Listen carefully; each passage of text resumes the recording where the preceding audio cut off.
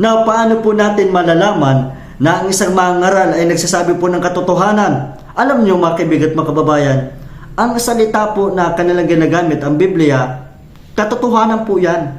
Pero hindi lang nga po puro. So paano po natin malalaman na ang isang mangaral ay buhat sa Diyos, na lingkod ng Diyos? Ito po ay walang iba mga kaibigan at mga kababayan sa pamamagitan po ng Biblia. Ito lamang po ang magtuturo po sa atin kung ang isang mangaral nga ba ay nagsasabi ng buong katotohanan o hindi, lingkod niya ba ng Diyos o hindi, ministro nga ba ng kaliwanagan o ministro nga ba ng kadiliman. Ang Biblia lamang po ang magtuturo po sa atin. At kaya nga po sinasabi po sa atin ng Panginoon na saliksikin po natin ang kanyang kasulatan, sapagkat ito po yung magpapaalala sa atin tungkol sa mga bagay na sinasabi po ng Panginoon. At dito po meron po tayong buhay. Pinapasaliksik po tayo ng Panginoon. Kaya po, huwag po natin iasa lamang sa mga tagapagturo o mangaral ang inyong kaluluwa. Huwag po ninyong ipagkatiwala. Huwag po ninyong iasa. Magsaliksik po tayo. Kasi nga po, mga kaibigan at mga kababayan, paano na lang po, halimbawa lang, paano po natin malalaman na ang isang mangaral na pala hindi na pala nagtuturo ng buong katotohanan? Paano po natin malalaman ay kung di natin alam ang katotohanan? Hindi po tayo nagsasaliksik personally ng kasulatan. Ang purpose po kaya po tayo kinakailangan magsaliksik ng personal ng kasulatan o ng Biblia ay upang malaman po natin ang katotohanan at hindi po tayo madaya o maligaw ng sinumang mangaral na bulaan, ng mandarayang mangaral o tagapagturo. Yun po yung dahilan. Ito po yung magpapaalala sa atin ng lahat ng mga bagay. At kapag alam po natin ang nasusulat, hindi po tayo madadaya, hindi po tayo kayang mailigaw ng sinumang tagapagturo o ng mangaral na bulaan na ministro ng kadiliman. So napakahalaga po at pangalawa po mga kaibigan at mga kababayan, upang makilala natin sila, ito po ay sa pamamagitan po ng bunga. Sabi po ng Panginoon, makikilala mo ang puno sa pamamagitan ng bunga. Now, ito mga kaibigan at mga kababayan, kapag ang isang mangaral o tagapagturo na inyong sinusundan po ay hindi po sa inyo itinuturo na kayo po ay lumayo sa lahat ng uri ng masama o kasalanan, na pinababayaan lamang po kayo sa kung anong gusto ninyong gawin, kahit ikapapahamak po ninyo, hinahayaan po kayo na gumawa ng masama o ng kasalanan, hinahayaan kayo na kayo mapahamak, na hindi po itinuturo po sa inyo ang banal at tuwid na pamumuhay, lumayas po kayo dyan.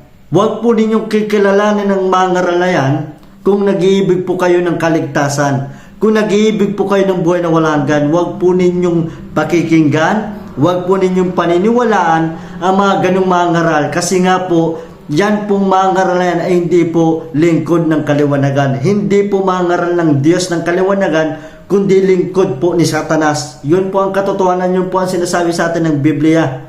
Dalawa lamang po, Diyos ng kaliwanagan, Diyos ng kadiliman. Now, kapag ang isang mangaral po ay nagtuturo po sa atin ng buong katotohanan, nagtuturo sa tao na kinakailangan mamuhay ng matuwid at na may kabanalan, at nagtuturo po sa atin na kinakailangan tayo lumayo sa lahat ng uri ng masama o kasalanan, yan po ay lingkod po ng Diyos 100%.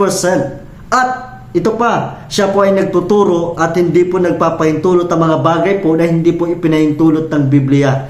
Pero kapag ang isang mangaral po ay hindi po nagtuturo tungkol sa banal at matuwid na pamumuhay, at hindi rin po itinuturo sa inyo, sa atin, na kinakailangan lumayo sa lahat ng uri ng masama o na kasalanan, yan po ay lingkod po ni Satanas. Hindi po tinuturo sa inyo na kailangan lumayo sa paglalasing. Itinuturo po dapat, kung totoo pong mangaral yan, dapat itinuturo po sa inyo na kinakailangan lumayo sa pambababae. Kinakailangan itinuturo po sa inyo na huwag gumawa ng masama, huwag maging palalo, huwag magmumura, huwag maninigarilyo, huwag magtataya sa luto. Dahil nga po, sinasabi po ng kasulatan, huwag makikiapid, huwag magsisinungaling, huwag susot ng mga bagay na hindi po naukol sa babae. Na pinababayaan po kayo na gawin ng masama o kasalanan, umalis kayo dyan. Kasi nga po ito, kung totoo pong ibig po ninyong maligtas, kailangan ninyo pong bumukod Wala po yan sa tagal ng pinagsamahan. Kundi, sino nga ba ang lingkod ng Panginoon? Sino nga ba ang nagtuturo ng buong katwiran? Kaya nga po, inihimo ko po kayo na magsaliksik po personally ng Biblia. Huwag po natin iasa, huwag po natin ipagkatiwala sa mga ganung mga ngaral kasi nga po, ikapapahamak po ng kaluluwa natin.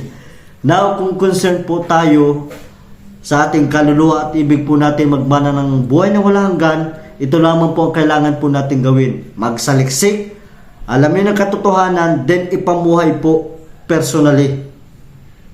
Huwag po tayong magdepende po sa iba, kundi magdepende po tayo sa salita ng Diyos dahil nga po walang ibang makapagliligtas po sa atin kundi ang Diyos lang. Walang ibang makapagliligtas po sa atin ang Panginoong Hesukristo lang. Wala pong iba, hindi po ang tao, hindi po ang diablo, hindi po ang sinuman, hindi rin po ako, hindi rin po ang magulang mo, kundi ang Diyos lang. Kaya mas bibigyan po natin ng higit na pansin ang salita po ng Diyos. Mas bigyan po natin ng pansin ang katwiran ng Panginoon kaysa sa katwiran ng tao. Now, ito lang po, sinabi ko na po sa inyo, kapag hindi po itinuturo po sa atin na kinakailangan mamuhay ng matuwid at na may kabanalan, at hindi po itinuturo sa inyo na kinakailangan lumayo sa lahat ng uri ng kalikuan o ng kasalanan, lumayas po kayo dyan. Yang mga ngaral na tagapagturo na yan, lingkod po yan ni Satanas. Hindi po yan lingkod ng Diyos. Dahil ang totoong lingkod ng Diyos, ituturo sa inyo ang tuwid at banal na pamumuhay. Ituturo sa inyo na lumayo sa lahat ng uri ng masamang kasalanan. Ituturo sa inyo na huwag kayong manigarilyo, huwag kayong magsipaglasing ng inumay na kalalasing. Itinuturo sa inyo na huwag magmura. Itinuturo po sa inyo na gumawa ng mabuti. Huwag manunod ng malasong panurin. Itinuturo po sa atin na maging mapagpakumbaba. Itinuturo po sa atin na maging mabuti. Itinuturo po sa atin na manuot ng tamang angkop na pananamit na naukol sa babae at pananamit naman naukol sa lalaki. Yan po dapat. Pero kapag wala po, puro na lang blessing, puro na lang kabutihan ng Diyos ang inyong maririnig at nababanggit niya ang kasalanan pero hindi naman itinuturo ang tungkol sa kasalanan, espesipikong itinuturo ng Biblia, huwag po kayong maniwala dyan. Dahil ang totoong lingkod, sinabi ko na nga po kanina, sasabihin po sa inyo kung ano po yung katotohanan. Masakit pero ikaliligtas. Kaysa naman matatamis na pananalita pero ikapapahamak. Sabi po ni Haring Solomon, open rebuke is better than secret love. Sa Tagalog, maigi ang hayag na saway kaysa pag-ibig na nagkukubli. So mapalad po kayo kapag meron kayong ganitong mga ngaral tagapagturo na napapakinggan, na hindi po kayo kukonsintin sa mali at sasabihin po sa inyo kung ano po yung katwiran ng Panginoon. Sasabihin po sa inyo kung ano yung mga kinapuputan ng Diyos. Sasabihin po sa inyo kung ano yung magiging rason o dahilan kung bakit ang tao po ay mapapahamak, kung bakit ang tao ay mapapasapangalip sa apoy na hindi mamamatay. At umapalad po kayo kapag meron po kayong napapakinggan na ganitong mga ngaral tagapagturo na itinuturo po sa inyo kung paano po maligtas, kung paano matatamo ng tao ang kaligtasan. Mapalad po kayo. Ang kailangan na lamang po natin gawin, mga kaibigan at mga kababayan, ay sundin po ito.